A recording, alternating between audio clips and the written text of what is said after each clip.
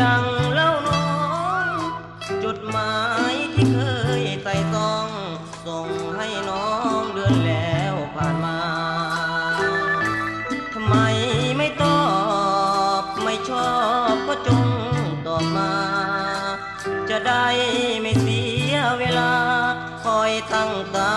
นับวันนับคืนหรือมีแฟนใหม่เคลียร์คลอ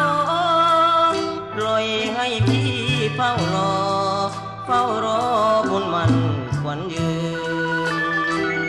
จึงได้มองผ่านพี่นั้นสุดแสนกล้ำกลืนไม่นึกว่าแม่ขวัญยืนจะกลายเป็นเสียแล้วละเนอเราเอ่ยดูสิเคยรักกันน้องช่างมาแปรผันจากฉันไปแล้วหรืออย่าลืมเสียแล้วพี่เฝ้า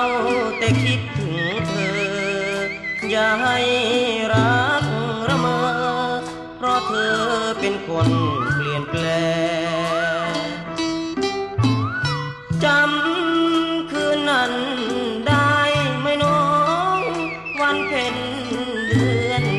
12พี่และน้องร่วมรอยกระทง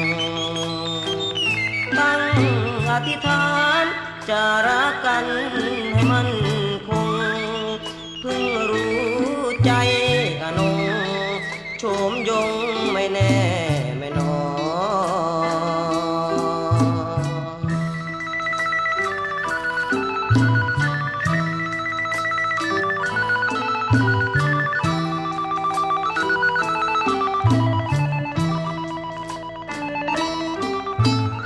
จำคืนนั้นได้ไหมน้องวันเพ็ญ